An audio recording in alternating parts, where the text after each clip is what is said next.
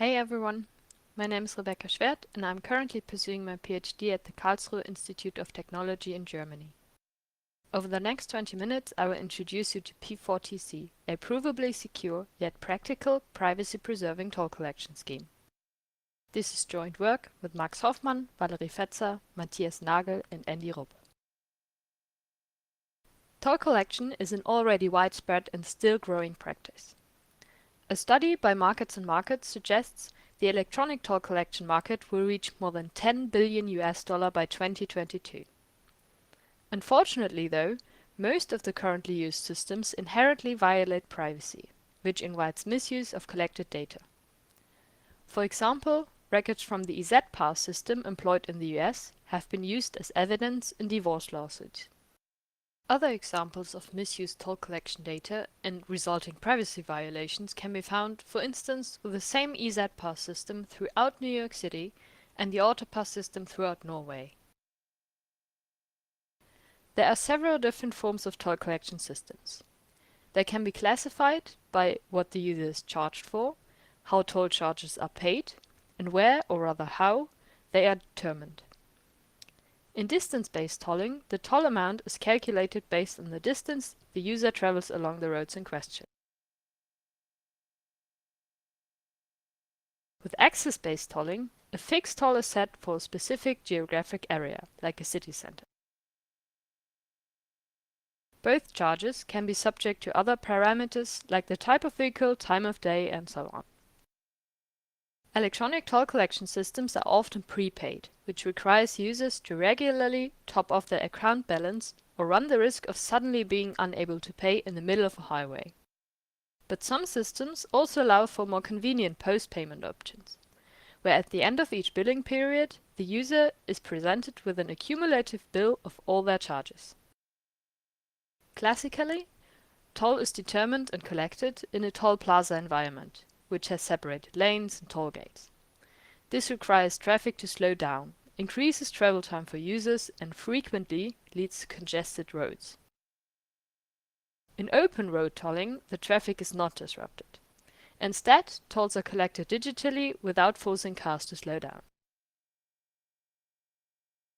This can be achieved by three types of technologies.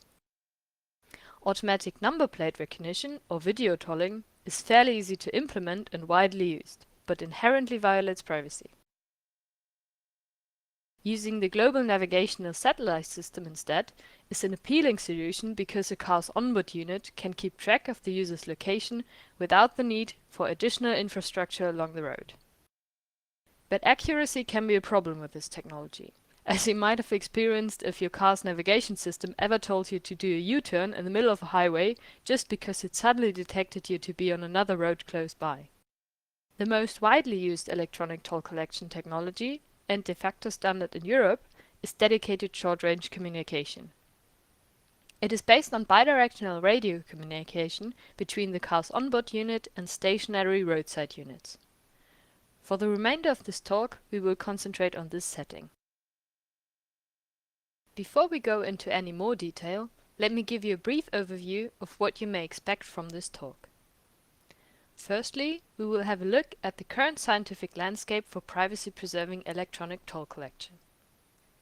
In particular, we look at the scope of properties which prior solutions can offer, and the gap they leave to fill for our P4TC system. Next, I will give you a more complete picture of the different contributions our paper contains. We will then go on to look at the specifics of the dedicated short-range communication scenario. For better comparison, we will start with the classic privacy-infringing solution for this setting and derive our own P4TC scenario from there. This will lead us to figure out how our P4TC protocol is able to handle dispute resolution, i.e. situations in which data goes missing, users try to commit fraud, or may just be falsely accused of doing so. Lastly, we examine the performance of our protocols regarding real-world efficiency. So let's look at prior solutions. We first noticed that recent scientific research on electronic toll collection mainly considers approaches via the global navigational satellite system. In these solutions, the user's onboard unit is equipped with GPS and typically collects time and location data or road segment prices to send to the toll service provider later on. Ensuring that users neither omit nor forge any data often relies on unpredictable spot checks. But to be a really useful deterrent, such spot checks would need to result in unrealistically high penalties, or they would need to occur too frequently to still allow for adequate privacy. Additionally, they are also quite vulnerable to large-scale driver collusion, like an open access database where all the users share the locations they encountered spot checks before.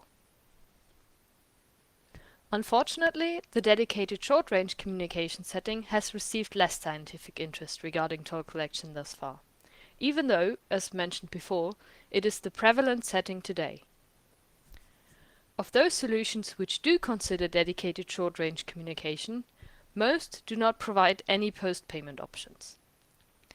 Instead, some form of e-cash is typically used to spend coins when passing a roadside unit.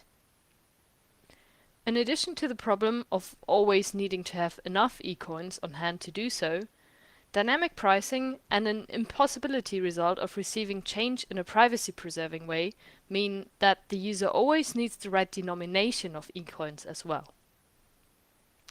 More room for improvement becomes apparent when considering how many prior solutions might intuitively offer some level of privacy and security, but actually fail to show this with any kind of proof or rigorous formal treatment.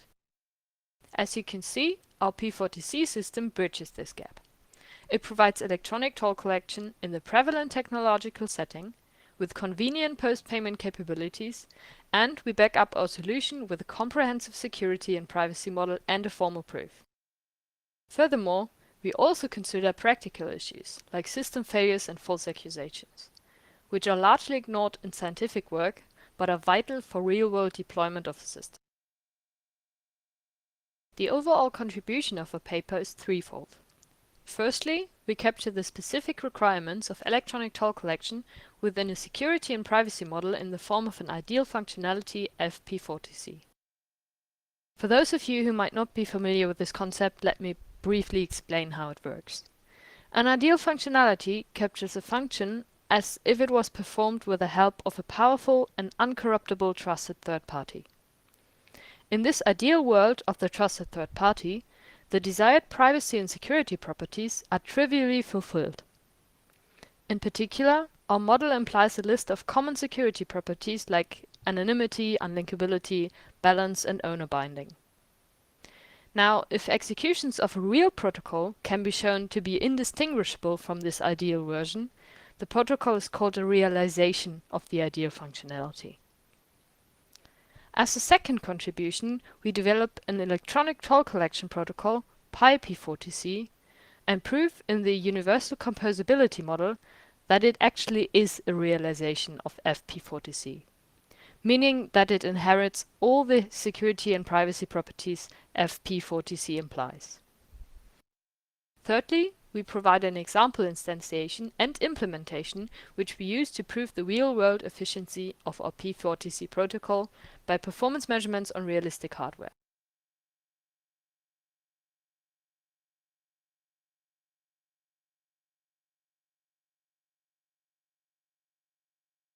Before I tell you more about P4TC, let me briefly explain how toll collection classically works in the dedicated short-range communication setting, i.e. when you don't care about privacy. A state authority responsible for toll collection usually commissions a private company, the toll service provider. The toll service provider then installs and maintains roadside units with dedicated short-range communication capabilities. Each user has to first register their car with the toll service provider before they can participate in the system. During registration, the user is assigned a unique ID. Now, whenever the user passes a roadside unit, this ID is transmitted and used to identify them. Roadside units regularly transmit all collected user IDs back to the toll service provider. He uses this information to update user accounts and facilitate billing. Note that the roadside units are not required to be permanently online. In particular, during the short time window of communication with the car, back-end communication with the central toll service provider would be infeasible. To deal with cars who fail to participate in a successful toll collection protocol with the roadside unit, there are usually still cameras installed further down the road. If identification via number plate lies outside the legal competence of the toll service provider, these cameras fall under the state authority's direct responsibility. Although this kind of protocol is very efficient, it does not provide any level of privacy. The user is fully identified during every interaction and can be traced at will. Our own P4TC system follows the same setup of parties, but achieves privacy by shifting most of the bookkeeping from the toll service provider to individual users. To this end, we employ user wallets, which work similar to the black box wallets you learned about in the previous talk.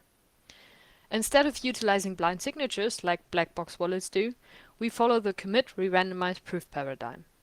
Note that we actually cannot use black box wallets for our system, as their proof relies on the possibility to rewind the adversary, and this makes them inapplicable in the stronger UC security model we managed to achieve. So this data shift from toll service provider to users provides us with three challenges. Firstly, non-participation. While this is not really a new challenge, it takes on a new aspect.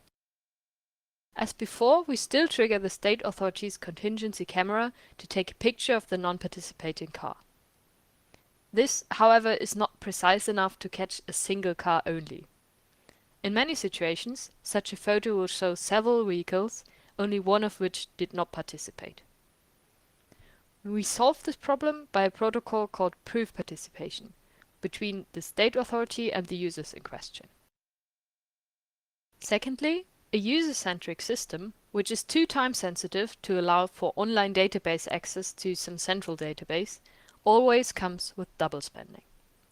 That means instead of using the most recent wallet state, which presumably has the highest collected depth, a prior, for example empty wallet, can be used without the roadside unit immediately recognizing a problem. With our double spending detection protocol, however, the toll service provider can recognize such fraudulent behavior later on. Thirdly, we need to deal with situations where data goes missing, because an onboard unit breaks down or the user erases it. While data loss is also problematic in the classic solution, it is the toll service provider's fault and harm in that case, and hence is mostly ignored. In our case, on the other hand, it is vital for privacy that the toll service provider alone does not have sufficient information to identify and bill users. Hence, to deal with this situation of data going missing on the user side and recalculate the correct depth of a user, and also facilitate blacklisting of repeatedly misbehaving users, we introduce an additional party, the dispute resolver.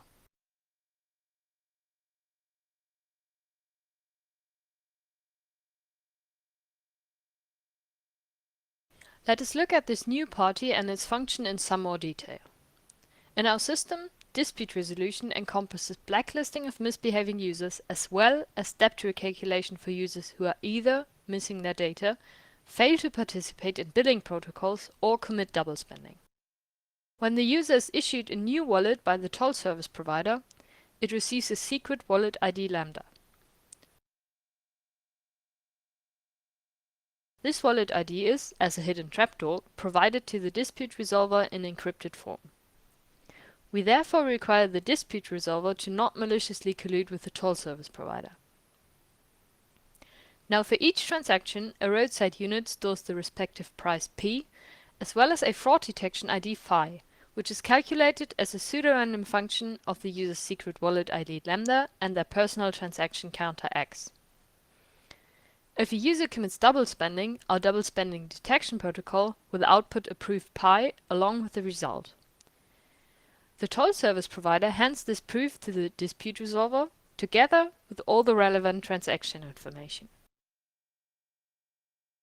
Now the dispute resolver firstly checks the proof to protect users from false accusations, then decrypts the user's wallet ID lambda within the hidden trapdoor. With the secret wallet ID, the dispute resolver can now recalculate the pseudorandom function outputs and match them to the transaction information. These provide the individual prices and can therefore be used to recalculate the total debt owed by the user. The total debt is then handed back to the toll service provider to bill the user.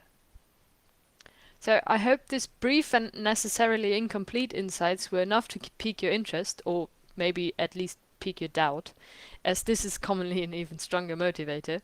In any case, I encourage you to have a look inside our paper and discover all the complicated little details which are kept from you. So, lastly, let's have a look at how well our protocols perform on realistic hardware. For measurements on the user side, we use an IMX6 dual-core processor with 800 MHz, 1 GB RAM and 4 GB flash, which is also used in the Savary MobileWave 1000 onboard unit. For roadside units, we take the Econolite Connected Vehicle Coprocessor module as a reference system. And for the toll service provider's backend server, which handles wallet issuing and billing protocols, we measure on a standard laptop, although we would expect the real-world toll service provider to be equipped with more powerful hardware.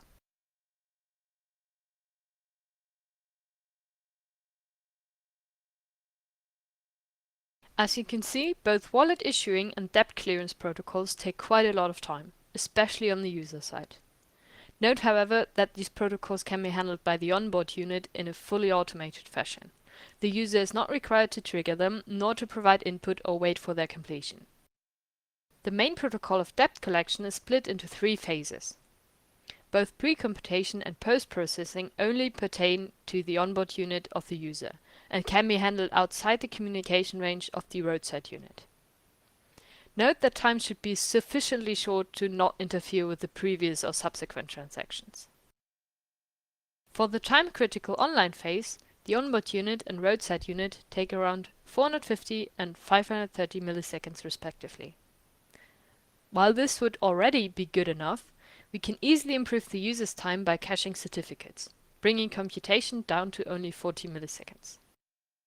Even under very conservative estimates of communication range and transmission rate, this would still give us a time buffer of a whole second for the online phase.